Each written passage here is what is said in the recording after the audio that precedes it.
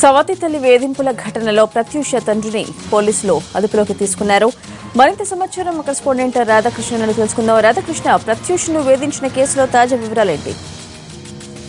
ప్రత్యూష కేసులో ఆమె తండ్రి రమేష్ ని ఎల్బీనగర్ పోలీసులు అదుపులోకి తీసుకుని విచారిస్తున్నారు. ప్రస్తుతం ఎల్బీనగర్ పోలీస్ స్టేషన్ లోని ఏసీపీ కార్యాలయంలో ఏసీపీ వేణుగోపాల్ ప్రస్తుతం అతన్ని విచారిస్తున్నారు. ఈ సంఘటనకు సంబంధించి అతని నుండి పూర్తి వివరాలు సేకరిస్తున్నారు.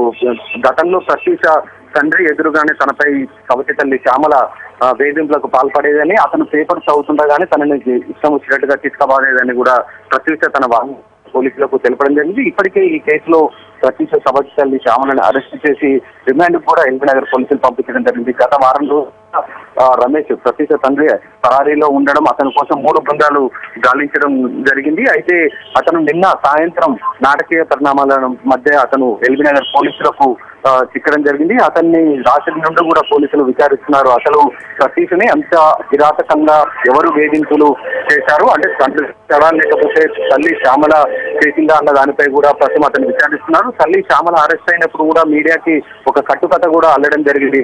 ఒక సోషల్ టీచర్ వచ్చేవాడని చెప్పేసి కూడా ఆమెకు కట్టుకథ అల్లడం జరిగింది. కాబట్టి దాంట్లో ఎంతవరకు వాస్తవాలు ఉన్నాయన్న దానిపై కూడా అతని నుండి వివరాలు సేకరిస్తున్నారు. అలాగే ప్రత్యూషపై ఇప్పటికే ఆస్తి కూడా ఉంది. ఆస్తికి సంబంధించి రాబట్టేందుకు ఆమెను హత్య చేసే ప్రయత్నం చేశాడు రమేష్ అన్న దానిపై కూడా ప్రస్తుతం ఏసీపీ వేణుగోపాల్ విచారిస్తున్నారు. అసలు ప్రత్యూషకు ఆస్తి ఎంతవరకు ఉందన్నదంటే, అంటే తల్లి చనిపోయిన తర్వాత రమేష్ సరళ మొదటి భార్య సరళ ఆమె చనిపోయిన తర్వాత స్వాతి ఒక స్కూల్లో ఉండడం జరిగింది. అక్కడి నుండి ఆమెని ఏడాది క్రితమే రమేష్ తీసుకొని రావడం జరిగింది.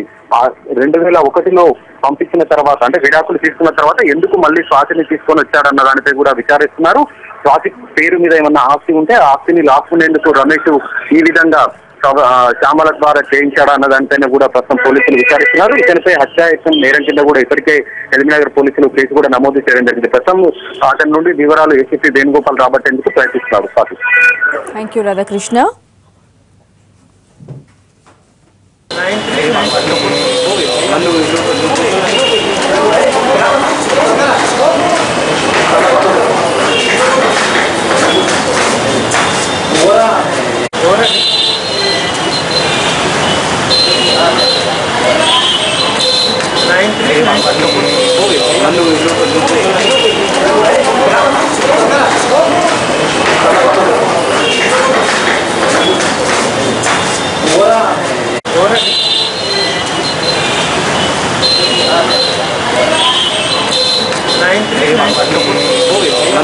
Nine